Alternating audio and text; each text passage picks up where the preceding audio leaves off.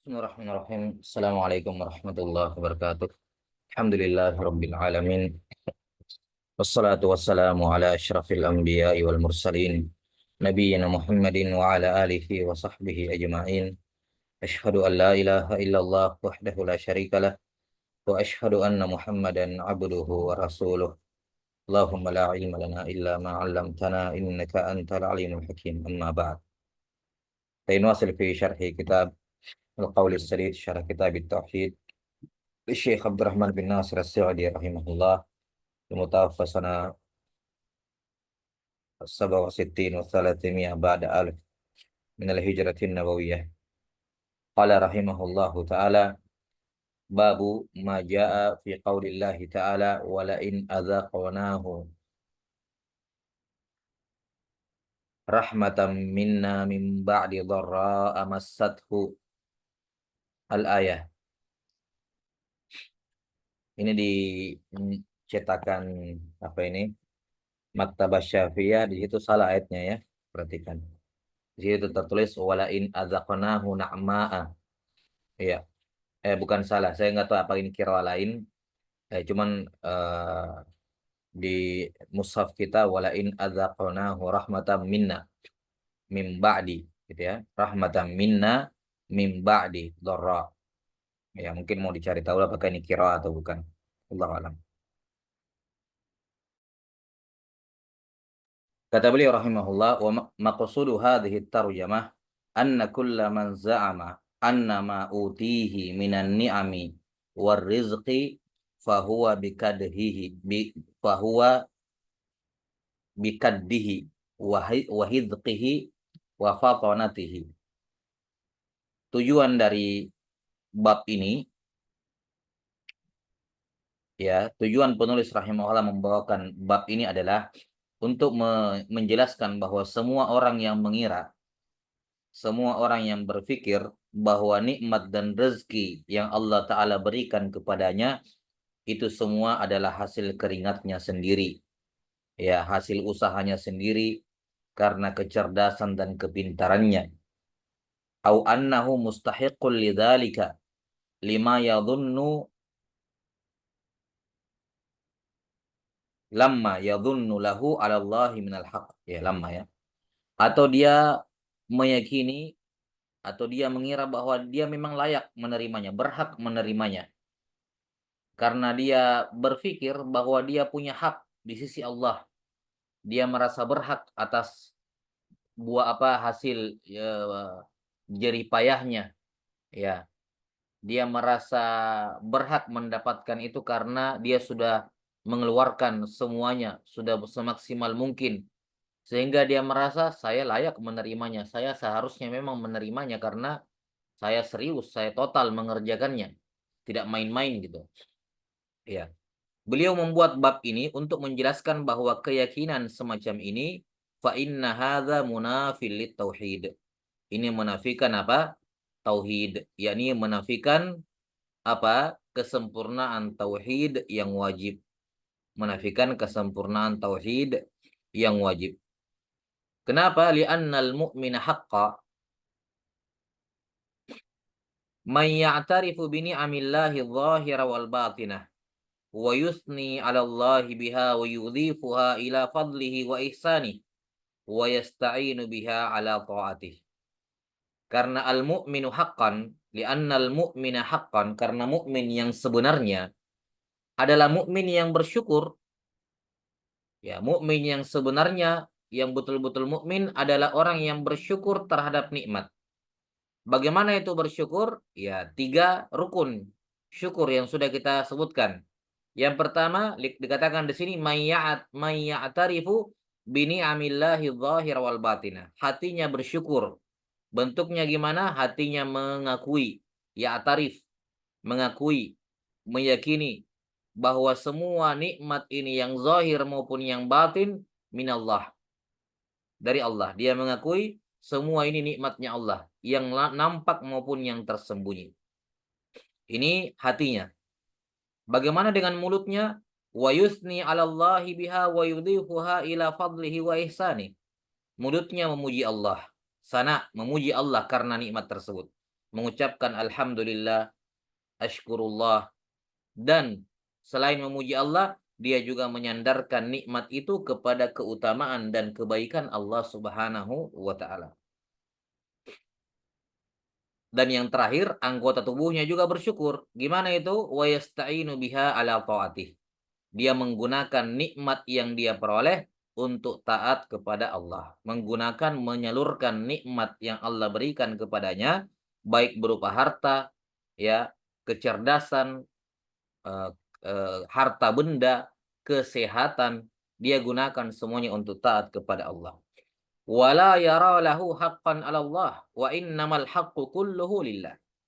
Mukmin yang sejati, mukmin yang haqqan, ya, yang sejati tidak akan pernah dia merasa dirinya berhak apapun dari Allah. Ya. Wa innamal haqqu kulluhu lillah. Ya, melainkan hak itu semuanya milik Allah. Jadi hamba tidak punya hak sama sekali dari Allah. Apa? Memangnya hamba berbuat apa sehingga dia merasa punya hak? Allah yang menciptakan dia, Allah yang berikan tenaga kepadanya, Allah yang kasih kekayaan, Allah yang kasih dia umur, Allah yang kasih dia kecerdasan, Allah yang kasih dia semuanya. Terus kalau dari Allah semuanya, ketika dia ingin melakukan dia ingin melakukan ibadah, dia ingin melakukan suatu usaha untuk mendapatkan harta, Allah juga yang kasih tenaganya, Allah yang kasih dia kesehatan, Allah yang kasih dia semuanya. Terus apa peranmu di situ? Terus terus kenapa kamu merasa berhak sesuatu padahal Allah yang kasih semuanya? Kan begitu. Tidak ada hamba, manusia, makhluk tidak punya hak apapun dari Allah karena semuanya dari Allah. Karena semuanya dari Allah, justru Allah yang punya hak dari kita untuk kita ibadahi, untuk kita sembah, untuk kita tauhidkan, ikhlas ibadah kepadanya. Ya. Karena semuanya dari Allah, Allah yang punya hak dari kita. Karena itulah dalam hadis Mu'adz bin Jabal yang telah berlalu di awal, ketika Nabi SAW mengatakan ma haqqul ibad ala Allah, tahukah kamu hai Muaz apa hak hamba dari Allah? Kita sudah jelaskan bahwa yang dimaksud dengan hak hamba kepada Allah yakni Allah Ta'ala yang mewajibkan pada dirinya sendiri. Ketika Allah mewajibkan pada dirinya sendiri, maka itu pasti harus terwujud. Nah, ketika itu pasti terwujud, seakan-akan dikatakan itu haknya hamba. Karena hak itu adalah sesuatu yang pasti terwujud. Ya, yang pasti dia akan dapatkan. Tapi bukan karena dia berhak atas Allah, tapi Allah yang mewajibkan itu pada dirinya, alla yu'adzibahum. Ya, alla yu'adziba man la yusyriku bihi syai'a. Tidak akan menyiksa orang yang tidak melakukan kesyirikan. Nah, wallahu taala a'lam bissawab. Kata beliau rahimahullah, wa annahu abdun mahdun min jami'il wujuh. Jadi hamba itu tidak punya seorang mukmin yang hak, seorang mukmin sejati tidak akan memandang, tidak akan pernah berpikir dia punya hak dari Allah. Ya. Tapi hak itu semuanya di tangan Allah. Bahkan dia meyakini bahwa dia ini hanyalah hamba semata dari seluruh sisinya. Pada seluruh kehidupannya, pada semua yang ada pada dirinya, dia itu adalah hamba Allah Ta'ala. Fabihadza yatahaqqaqul iman wa tauhid. Hanya dengan inilah iman dan tauhid bisa terwujud. Wa bididdihi yatahaqqaqu kufranun ni'am wal ujubu bin nafsi wal idlalu alladhi huwa min a'zamil uyub. Dan kebalikan daripada itu, yakni tidak bersyukur kepada Allah, tidak mengakui nikmat Allah dengan hatinya, tidak memuji Allah dengan lisannya, tidak menyandarkan nikmat kepada Allah, tidak menggunakan nikmat untuk ketaatan, iya. Tidak dia justru merasa bahwa dia punya hak pada Allah, ya, seakan-akan dia itu pekerja, ya kan? Lihat dikatakan di sini kamu itu budak, budak itu kerja. Ya, kerja tidak dapat gaji dari majikan, justru ya namanya budak dia kerja, apa-apa yang disuruh oleh majikannya lakukan, tidak dapat gaji karena dia budak. Yang dapat gaji itu kalau ajir itu pegawai, ya, orang yang disewa kontrak, ya. untuk melakukan suatu pekerjaan dibayar, itu namanya ajir. Kalau ajir dia punya hak. Kalau misalnya ada orang yang menyewa tukang untuk membangun rumah, ya, maka tukang ini punya hak dari yang punya rumah karena dia ajir, bukan budak. Bukan budak, dia ajir. Sementara kita ini budak, hamba Allah Ta'ala, ya, sekeras apapun kita bekerja, kita tidak berhak untuk dapat apa-apa dari Allah Ta'ala. Ya, kita budaknya Allah, kita hambanya Allah, tidak punya keberhakan apa-apa dari Allah. Nah, karena itulah kapan seorang melakukan sebaliknya, maka terwujudlah yang namanya kufranun ni'am. Kufran an-ni'am, kekufur terhadap nikmat, ujub dengan diri sendiri, merasa hebat dengan diri sendiri, merasa bisa mengerjakan semuanya, merasa mampu, ya. Nah, wal idlal alladhi huwa min a'zamil uyub. Merasa bisa sendiri, merasa mampu sendiri, tidak butuh kepada yang lain, dan inilah bentuk ujub, yang bentuk apa namanya, aib yang paling besar.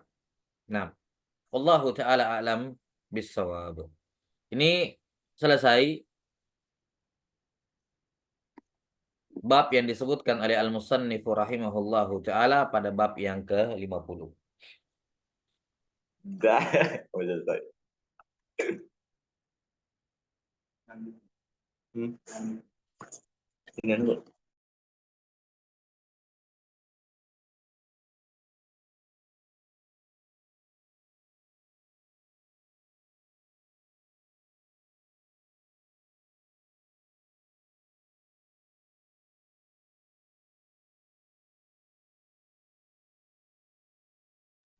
Kemudian pada bab yang ke-50,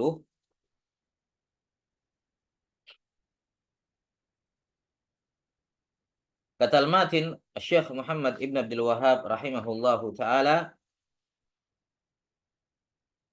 babu qaulillahi ta'ala falamma atahuma salihah ja'ala lahu syuraka'a fima atahuma, al-ayah. Sebutkan di situ lanjutan ayatnya, fata'alallahu amma yusyrikun.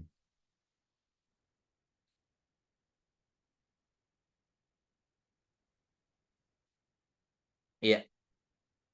Bab firman Allah Subhanahu wa taala, tatkala kami memberikan anak yang saleh. Salah satu penafsirannya, ya. Falamma atahuma salihah, tatkala Allah taala memberikan kepada keduanya anak yang saleh, ja'ala lahu syuraka'a fima atahuma. Keduanya justru menjadikan bagi Allah sekutu. Ya, menjadikan untuk Allah sekutu-sekutu pada nikmat anak soleh yang diberikan kepadanya, kepada keduanya. Fata'ala Allahu amma yusyrikun. Maha suci, maha tinggi Allah dari apa yang mereka sekutukan. Pada bab ini, tujuan Al-Musannif rahimahullah membuat bab ini untuk menjelaskan haramnya menggunakan nama-nama penghambaan kepada selain Allah, walaupun sekedar nama. Haramnya menggunakan nama yang mengandung makna penghambaan kepada selain Allah Subhanahu wa taala. Dan Allah taala mengkategorikan hal itu sebagai bentuk syirku ta'ah, syirik dalam ketaatan. Allah taala mengkategorikan perbuatan seperti itu apa? Sebagai bentuk syirik dalam ketaatan. Nah, dan ini nampak jelas dari kalam Ibnu Hazm rahimahullah yang datang setelahnya, menunjukkan bahwa fokus bab ini, walaupun kalau kita mau menjelaskan ayat tentu saja luas cakupannya, ya.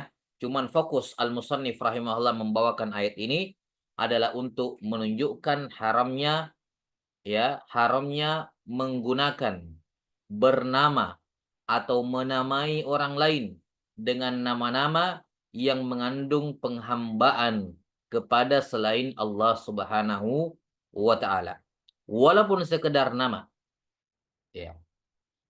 Dan dalam ayat, ya, disebutkan bahwa ini masuk dalam kategori mengangkat, menjadikan syuraka, tandingan bagi Allah, yakni syirik dalam ketaatan.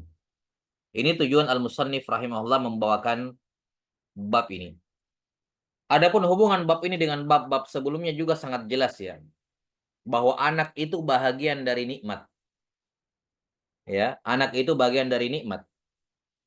Dan telah berlalu di bab sebelumnya menisbatkan nikmat kepada selain Allah, kepada usahanya, kepada dirinya. Ini merupakan bentuk kesyirikan dan merupakan bentuk kufur nikmat, melanggar syarat atau rukun kesyukuran. Maka termasuk di sini ketika seorang memiliki anak, kemudian dia justru menamai anaknya dengan nama-nama penghambaan kepada selain Allah, ini jelas kufur terhadap nikmat. Ya, mengingkari nikmat Allah Ta'ala, kufur kepada nikmat Allah, melanggar rukun kesyukuran yang menjadikannya ya terjatuh dalam bentuk perbuatan haram dan bahkan dikatakan di sini syirkut ta'ah, syirik dalam ketaatan.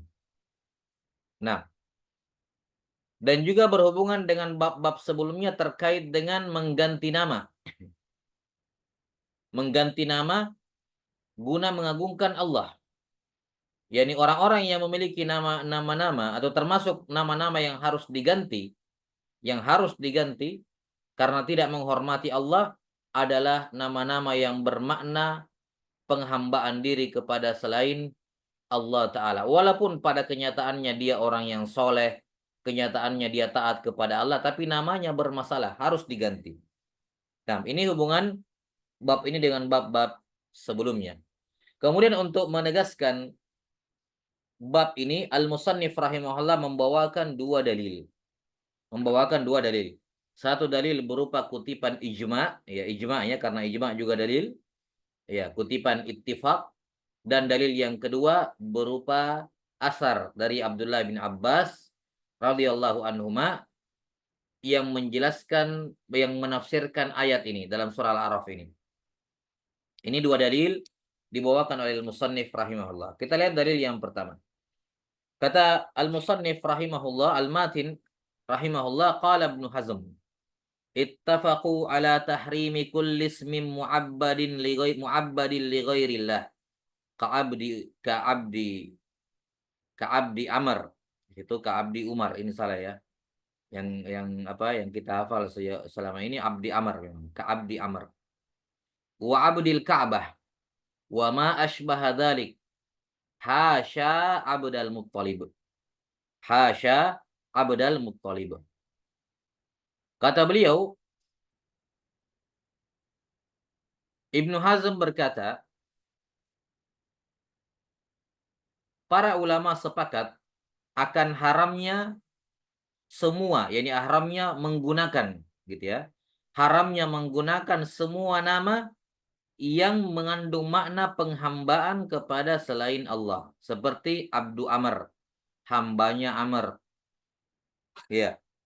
Seharusnya kan Abdullah, ya, Abdurrahman, Ubaidullah, dan seterusnya dari nama-nama Allah. Kalau pakai Abdu, pakai Ubaid, pakai Amah, Amah itu budak perempuan. Kalau mau pakai nama-nama seperti itu, setelah mudhof ilaihinya harus nama-namanya Allah. Terserah mau nama Allah yang mana. Yang jelas harus namanya Allah. Ya, Abdul Awal, Abdul Akhir, ya, dan seterusnya. Para ulama sepakat akan haramnya menggunakan nama yang maknanya mengandung penghambaan kepada selain Allah, seperti Abdu Amr, Abdul Ka'bah, hambanya Ka'bah, wa ma asbaha dzalik, dan yang semisal dengannya. Hasya Abdul Muttalib, kecuali Abdul Muttalib. Nah,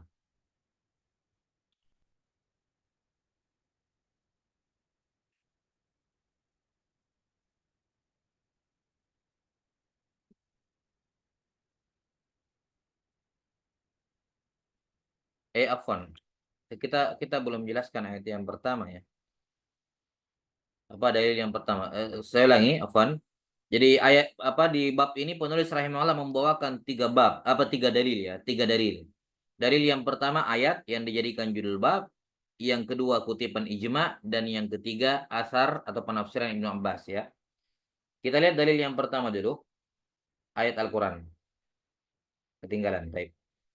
Allah Subhanahu wa taala berfirman, "Falamma atahuma salihah ja'ala lahu syuraka'a fima atahuma." Tatkala Allah Subhanahu wa taala memberikan kepada keduanya anak yang saleh, ya, mereka justru menjadikan sekutu bagi Allah pada anak tersebut. Nah, ayat ini sebagaimana diriwayatkan dari para sahabat yang menafsirkan ayat ini, di antaranya dari Samurah bin Jundub radhiyallahu taalaan, riwayat Imam At-Tabari dalam tafsirnya menyatakan bahwa keduanya, karena di sini kan ada domir huma. Siapa keduanya di sini? Tatkala Allah memberikan kepada keduanya anak yang soleh. Siapa keduanya di sini? Ya, dalam asar Samurah bin Jundub yang sahih itu disebutkan bahwa yang dimaksud di sini adalah Adam dan Hawa. Ma'ruf khilaf di kalangan ulama terkait dengan penafsiran ayat ini, apakah yang dimaksud dengannya adalah Adam dan Hawa atau manusia secara umum, pasangan suami istri gitu. Tapi ma'ruf ya. Ya, penafsiran ini sahih dari Samurah bin Jundub radhiyallahu an bahwa yang dimaksud keduanya dalam ayat ini adalah Adam dan Hawa. Ya. Juga diriwayatkan dari Ibnu Abbas secara mauquf. Ya, dari beberapa jalan yang saling menguatkan satu sama lain, bisa dihasankan. Bisa dihasankan. Maka ini sudah dua orang sahabat yang menafsirkan bahwa dua orang yang dimaksud dalam ayat di sini adalah Nabi Adam dan Hawa istrinya. Dan tidak diketahui ada seorang pun sahabat yang menyelisihi keduanya. Tidak diketahui ada seorang pun sahabat yang menyelisihi keduanya dalam penafsiran. Maka jelas yang dimaksud di sini adalah Adam dan Hawa. Dan ini akan dipertegas, dan ini yang dipilih oleh Syekh Muhammad Ibn Abdul Wahab rahimahullah. Nanti akan disebutkan asarnya Ibnu Abbas di bawah itu. Asarnya Ibnu Abbas di dalil yang ketiga. Yang kita maksudkan tadi, asar Ibnu Abbas. Nah,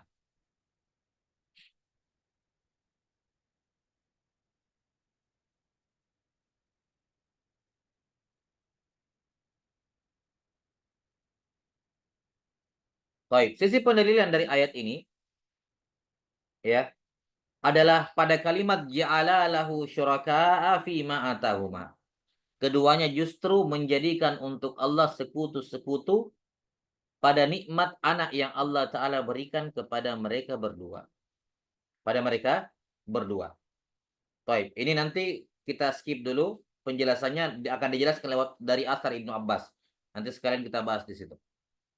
Kemudian dalil yang kedua, jadi makna ayat ini adalah tatkala Allah memberikan kepada Adam dan Hawa seorang anak. Ya. Hawa melahirkan, diberikan anak. Kemudian justru ketika diberikan anak, kemudian keduanya menyekutukan Allah pada nikmat anak. Lihat kalimat menyekutukan Allah pada nikmat. Ini bukan syirik akbar. Jelas ya? Ini bukan syirik akbar, menyekutukan, karena syirik. Jelas ya, ada syirik akbar, ada syirik asgar. Nah, ada syirik akbar, ada syirik asgar. Ada kufur akbar, ada kufur asgar. Nah, dan nanti akan diterangkan lewat penafsiran Qatadah rahimahullah bahwa di sini ayat ini walaupun lafaznya adalah bentuk tasyrik, tapi pelanggarannya ini tidak masuk dan tidak sampai dalam jenjang kesyirikan, tapi merupakan maksiat yang besar. Nanti akan diterangkan. Bagaimana bentuknya? Yakni disebutkan bahwa Nabi Adam dan Hawa menamai anaknya dengan nama Abdul Haris. Abdul Haris, padahal Al-Haris bukan nama Allah. Al-Haris bukan nama Allah. Sehingga dengan Abdul Haris artinya hambanya Al-Haris. Dan ini pelanggaran. Allah yang kasih nama Allah yang kasih anak, tapi kok menamakan anaknya dengan penghambaan selain Allah. Itu maksud ayat ini. Maka jelas sisi pendalilannya. Baik, kemudian kalam Ibnu Hazm rahimahullah pada dalil yang kedua, mengutip ittifaq ya, Di ini kitab dikutip oleh Ibnu Hazm dalam kitabnya yang ma'ruf Maratibul Ijma'. Kitab-kitab yang memuat ijma'at para ulama. Ya. Yang menunjukkan haramnya menggunakan, memakai, memberi nama dengan nama-nama yang mengandung makna penghambaan kepada selain Allah. Kemudian dikatakan di sini kecuali Abdul Muttalib. Ya, kecuali Abdul Muttalib. Maksudnya di sini kecuali Abdul Muttalib bukan maksudnya boleh bernama dengan Abdul Muttalib, tapi maksudnya kecuali Abdul Muttalib di sini tidak ada ittifaq.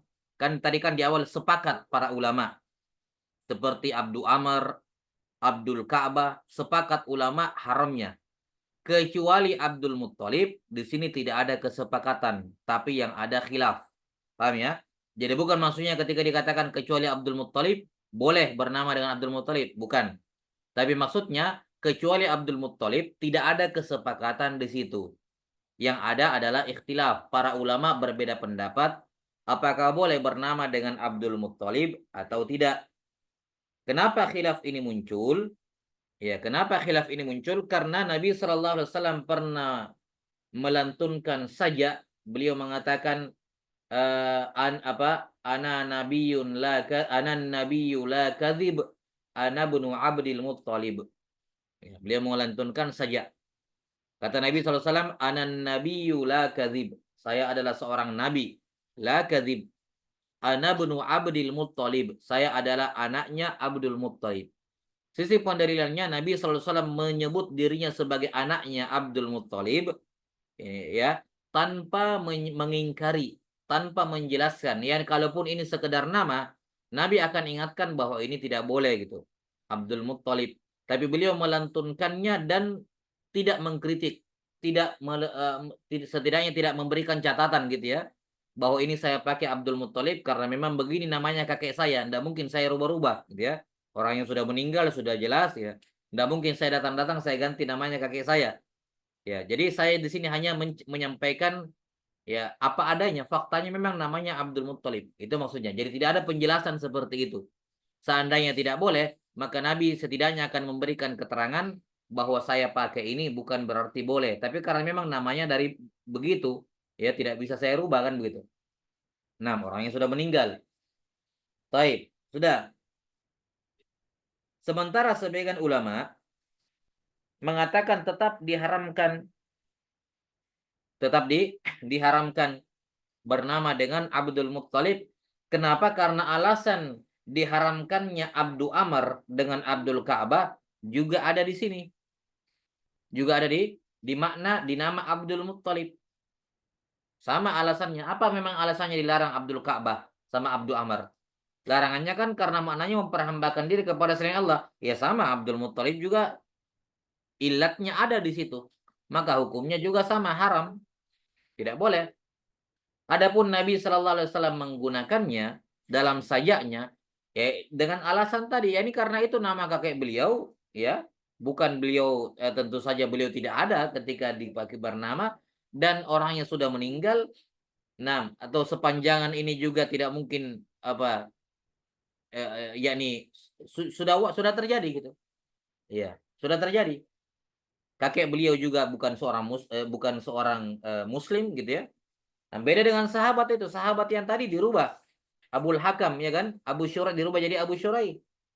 Ada sahabat-sahabat yang namanya jelek diminta dirubah oleh Nabi Sallallahu Alaihi Wasallam. Tapi nggak bisa, itu tidak bisa terwujud pada nama Abdul Muttalib. Jadi kayak ya sudah, itu sudah lewat, sudah berlalu. Yang penting kalian sudah tahu lah. Ketika beliau melantunkan itu bukan menunjukkan pembenaran terhadapnya. Baik, ini argumen dari para ulama yang melarang. Ala kulli hal di sini khilaf. Apakah boleh bernama dengan Abdul Muttalib atau tidak? Jelas ya? Semisal juga dengan nama misalnya Abdul Rasul, Abdul Nabi. Ya, ini terlarang, tidak boleh. Nah, jelas ya? Karena mengandung penghambaan. Dalil yang ketiga, ini sisinya di sini, sisi pendalilan penjelasan lengkapnya ya. Dalil yang ketiga, wa an Ibnu Abbasin radhiyallahu anhuma fil ayah. Ini. Falamma qala radhiyallahu anhuma lamma taghasyaha Adamu hamalat fa'atahuma iblis. Ketika Adam alaihissalam ya taghasyaha yakni berhubungan dengan Hawa alaihissalam, hamalat maka Hawa hamil. Ketika hamil iblis mendatanginya, mendatangi keduanya, fa'atahuma iblis.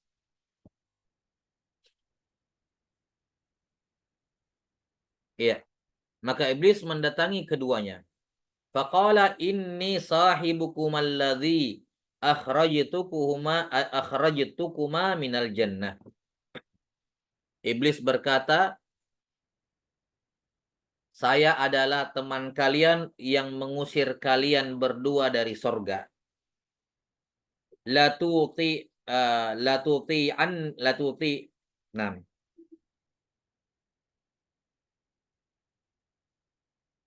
nah, latuti anni, gitu ya.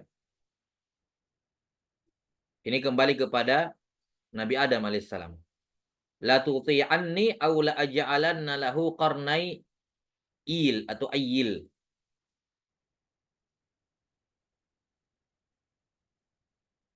Nah, ini sudah di sini benar ya. La tuti'anni. Di sini di nuskhanya yang saya pegang sekarang. La tuti la tuti'anni. Ya, di sini ada alifnya ya, musanna la ba'sa. Berarti kepada keduanya. Ya, kepada Adam dan Hawa. Qarnai ayil. Fayakhruju min batniki fayashuqqahu wala af'alanna yukhawwifuhuma sammiyahu abdal haris fa'abaya an yuti'ahu fakharaja mayita. Nah, iblis mengatakan saya teman kalian berdua yang membuat kalian keluar dari sorga. Iya. Sungguh demi Allah gitu ya, kalian berdua harus menaati saya atau saya akan menjadikan anak kalian memiliki dua tanduk ayil. Lantas ketika kalau dia sudah punya tanduk, dia akan keluar dari perutmu dengan merobeknya. Wala af'alanna. Lihat di sini lam nun menunjukkan ada qasam mahdzuf, sumpah yang tersembunyi. Sumpah yang mahdzuf. Demi Allah saya betul-betul akan melakukannya. Dia ulangi 2 kali. Yukhawwifuhuma, menakut-nakuti keduanya. Apa permintaannya iblis kepada Adam dan Hawa? Sammiyahu Abdul Haris. Namakan anakmu ini kalau lahir, namakan Abdul Haris. Fa'aba an yuti'ahu. Keduanya tidak mau menuruti iblis. Ya, fakharaja mayita. Maka anaknya keluar dalam keadaan meninggal dunia. Taib. Ini dijadikan kalimat ini, inni sahibukum alladzi akhrajakuma minal jannah. Saya adalah teman kalian yang membuat kalian dikeluarkan dari sorga. Hendaknya kamu menaati saya. Ini dijadikan argumen oleh sebagian ulama yang mengingkari keabsahan kisah ini. Iya. Kenapa? Karena kan iblis mau menipu Adam dan Hawa. Mau menipu Adam dan Hawa. Kok di awal dia kasih muqaddimah, saya adalah yang membuat kalian keluar dari sorga. Iya. Saya adalah yang membuat kalian keluar dari sorga. Kalau mau ditaati, ya jangan mengaku seharusnya. Kamu yang membuat kami keluar dari sorga, ya sudah, kami tidak akan dengarkan, kan begitu ya. Ya, ini sebagian mempermasalahkan kalimat ini, tapi tidak ada alasan sama sekali mempermasalahkannya. Ini asar, ya makna ini, tafsiran ini sabit dari 2 orang sahabat dan tidak ada yang menyelisihinya. Adapun maksudnya di sini, saya yang mengeluarkan kalian dari sorga, yakni iblis mengatakan, yakni saya yang menggoda untuk makan, menggoda kamu untuk makan buah. Ya, saya yang menggoda kalian makan buah. Menunjukkan bahwa saya jahat kepada kalian berdua. Maka ingat, saya bisa mengeluarkan kalian dari sorga, maka untuk membuat anak kalian juga mati gampang. Seakan-akan ancamannya begitu. Ya. Jadi apa yang dipermasalahkan dari kalimat ini tidak ada yang bermasalah. Karena bisa diarahkan kepada makna yang jelas. Yani saya dulu yang kalau kita bilang saya yang jahati kalian berdua dulu dan saya akan lakukan lagi pada anakmu. Kamu sudah tahu saya mampu berbuat apa gitu ya. Maka kalian pasti tahu saya mampu melakukan ini pada bayi kalian, pada anak kalian. Taati saya. Kalau tidak saya akan begini dan gitu. Kan begitu maknanya, jelas. Tidak ada yang muskil dari kalimat ini. Baik. Kesimpulannya di sini tidak ditaati. Akhirnya keluar dalam keadaan meninggal. Summa hamalat fa'atahuma. Kemudian hamil lagi untuk kedua kalinya. Ya, pada hamil berikutnya didatangi lagi oleh iblis. Fadzakara lahuma faqala misla qawlihi. Iblis mengucapkan ucapan yang sama seperti yang pertama tadi. Fa'aba an yuti'ahu fakharaja mayyita. Ya, maka keduanya tetap ngotot tidak mau mematuhi iblis, maka anaknya mati lagi, keluar dalam keadaan meninggal. Kali yang ketiga hamil berikutnya, summa hamalat fa'atahuma fadzakara lahuma. Ya, kemudian hamil yang ketiga, iblis datang kembali dan menyinggung lagi ancamannya. Fa'adrakahuma hubbul walad. Maka kecintaan kepada anak menggapai keduanya. Yakni kali ketiga ini sudah tidak tega, anaknya keluar dalam keadaan meninggal, kasihan gitu. Kecintaan kepada anak sudah mendominasi, sudah mengalahkan ya keduanya. Fasammayahu Abdul Haris. Pada akhirnya mereka berdua mengalah dan menamakan anaknya Abdul Haris supaya tidak diganggu oleh iblis, supaya bisa lahir dalam keadaan selamat. Dan anaknya pun keluar dalam keadaan selamat, lahir dalam keadaan selamat. Fadzalika qauluhu ta'ala ja'ala lahu syuraka'a fima atahuma. Inilah tafsiran dari firman Allah. Keduanya Adam dan Hawa menjadikan sekutu-sekutu bagi Allah pada nikmat anak yang Allah berikan kepada keduanya. Rawahu Ibnu Abi Hatim. Ini hadis diriwayatkan oleh Ibnu Abi Hatim. Asar ini ya juga diriwayatkan oleh Ibnu Jarir At-Tabari dari berbagai jalan, dari beberapa jalan yang dhaif, tapi bisa menguatkan satu sama lain yang menunjukkan bahwa kisah ini memiliki asal, gitu ya. Nah, wallahu a'lam bissawab. Sisi pendalilan dalil yang ketiga ini saya kira jelas ya pada apa pada kalimat fasammayahu Abdul Haris, maka keduanya pun akhirnya mengalah dan menamakan anaknya Abdul Haris. Walahu bisanadin sahihin an Qatadah annahu qal. Riwayat Ibnu Abi Hatim dengan sanad yang sahih dari Qatadah, beliau berkata, syuraka'a fi ta'atih wa lam yakun fi ibadati. Lihat di sini, Qatadah menafsirkan syuraka di situ bukan syirik. Kata beliau syirik dalam ketaatan, bukan dalam beribadah kepada iblis. Lihat, syirkut ta'ah. Allah bilang, Allah larang dia menamakan anaknya dengan apa? Allah larang dia menamakan anaknya dengan nama penghambaan kepada selain Allah. Iblis bilang Abdul Haris, dia taati iblis, gitu ya. Maksudnya. Walahu bisanadin sahihin an Mujahid fi qawlihi lain ataina salihan qala ashfaqa alla yakuna insana. Dalam riwayat Ibnu Abi Hatim juga dengan sanad yang sahih dari Mujahid.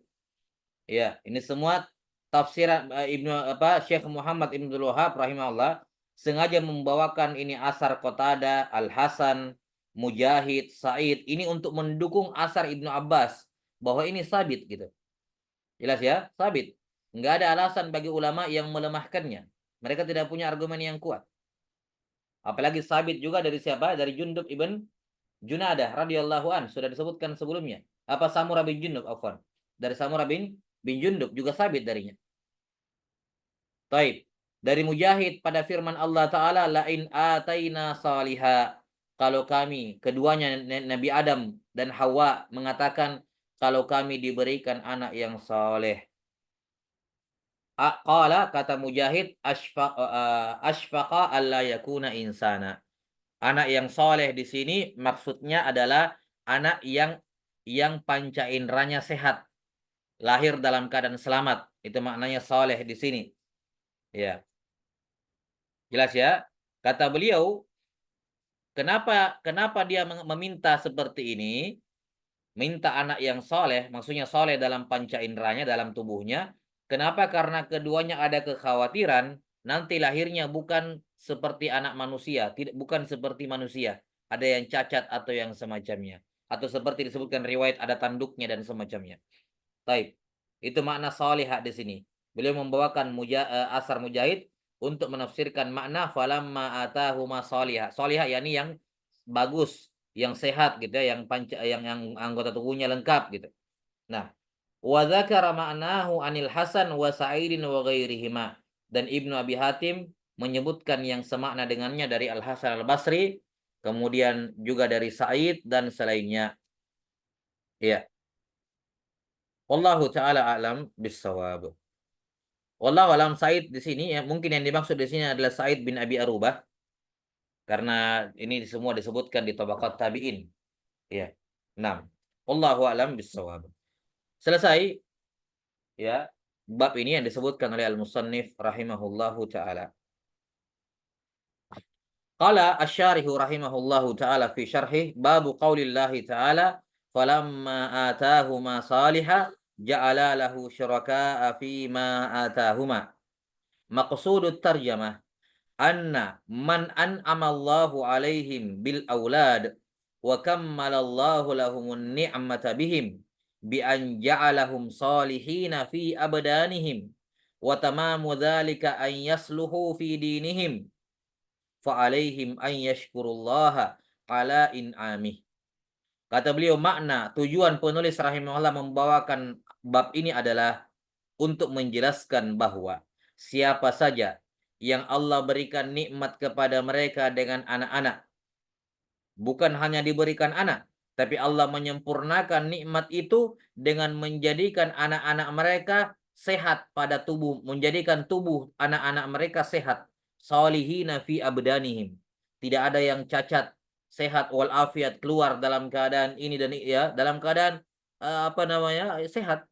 Nah, bahkan watama mudalik, ya, kalau disempurnakan lagi dengan nikmat bahwa anak itu juga soleh fidinihim, anak itu juga soleh dalam agamanya, bukan hanya pada fisiknya, fa'alaihim an yashkurullah ala in'ami.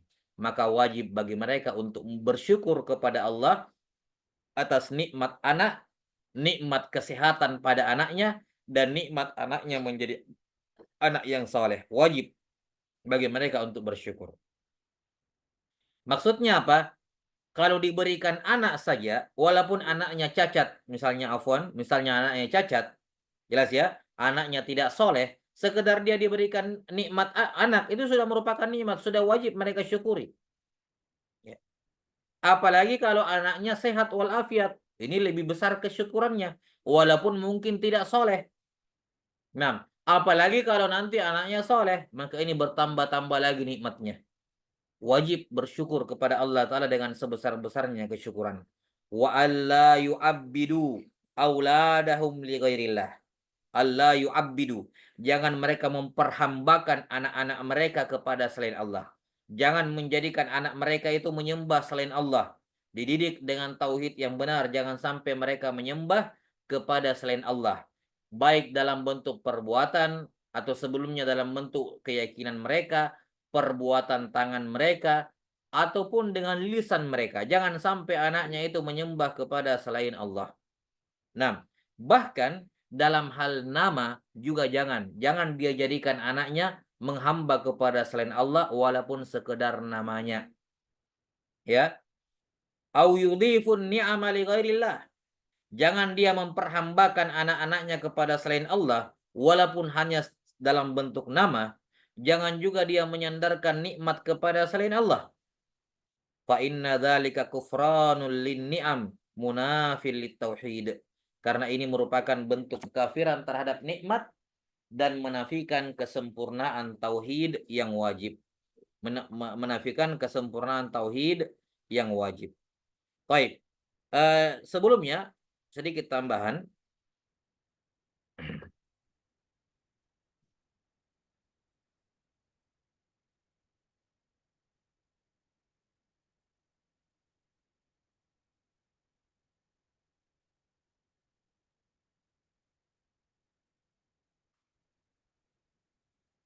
Kata para ulama bahwa apa yang dilakukan oleh Nabi Adam dan Hawa ini alaihi wassalatu wassalam, ya, eh, dikatakan nau at-tasyrik wa huwa fahuwa ma'siyatun minal ma'asi.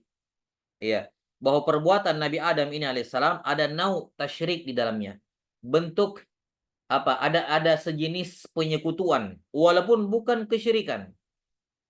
Jenis penyekutuan sama kalau misalnya ada orang nih, ada orang Allah bilang bayar zakatmu, dia bakhil tidak bayar zakatnya. Dia lebih menaati hawa nafsunya. Allah mengatakan afara'aita man ittakhadha ilahahu hawahu. Tidakkah engkau melihat orang yang menjadikan hawa nafsu sebagai sembahannya? Maka orang yang menaati hawa nafsunya tidak bayar zakat, misalnya, itu ada bentuk penghambaan kepada hawa nafsu dan tidak mau menaati Allah. Ini nau tasyrik namanya. Ya kan? Bahkan kata Ibnu Taimiyah rahimahullah, semua bentuk maksiat itu ada nau tasyrik di dalamnya. Semua maksiat. Allah bilang ini dia langgar. Allah suruh itu dia tidak lakukan. Kenapa dia tidak lakukan? Kenapa dia langgar? Dia lebih taati hawa nafsunya. Lebih taati kemauan jiwanya. Maka itu merupakan nau tasyrik. Ada bentuk penyekutuan di situ. Walaupun bukan kesyirikan. Itu masuknya dalam kategori dosa-dosa besar, maksiat. Paham ya? Nah, sama seperti yang dilakukan Adam alaihissalam, ini bukan kesyirikan, ya, tapi ada nau tasyrik di situ. Yakni apa? Dia lebih menuruti keinginan dia untuk mendapatkan anak gitu ya, supaya anaknya lahir hidup-hidup karena dia kasihan dan seterusnya, sehingga melalaikan perintah Allah ini. Nah, sehingga di sini bukan bentuk kesyirikan tapi nau tasyrik. Ini ucapan sebagian ulama. Sementara sebagian ulama lain ada yang mengkategorikannya ke jenis syirik asgor. Ya, sebagian ulama ada yang mengatakan syirik asgor. Jadi di sini ada dua pendapat di kalangan para ulama yang mengesahkan riwayat ini. Satunya mengatakan, yang pendapat pertama mengatakan ini bukan syirik asgor, ini nau tasyrik yang merupakan maksiat. Sama kalau seorang melakukan maksiat setiap hari gitu ya, apa melakukan maksiat itu kan dia menyembah, lebih tunduk, lebih taat kepada hawa nafsunya dibandingkan Allah Ta'ala. Tapi nggak dikatakan syirik, dikatakan nau tasyrik. Nah gitu. Sementara pendapat yang kedua mengatakan ini syirik asgor. Nah, karena adanya ini juga salah satu alasan mengapa sebagian ulama menolak kisah ini. Karena masa Nabi melakukan syirik, gitu ya. Masa Nabi melakukan naut tasyrik semacam ini. Mereka menolak hal ini karena itulah mereka mengatakan kisah ini mungkar, riwayat ini mungkar, tidak sah. Ya, tidak sah. Nabi maksum, terjaga dari hal-hal semacam ini. Ya Allah taala a'lam bissawab. Tapi sekarang ini tambahan. Naktabi bihadzal qadar. Selanjutnya masuk ke bab yang ke-51. Babu qaulillahi ta'ala. Walillahil asma'ul husna fad'uuhu biha. Wadharul ladhina yulhiduna fi asma'ih. Nah. Sallallahu ala nabiyyina Muhammadin. Wa ala alihi wa sahbihi wa sallam. Subhanakallahumma bihamdik. Ashhadu an la ilaha illa anta astaghfiruka wa atubu ilaik. Alhamdulillahi rabbil alamin. Fadhal.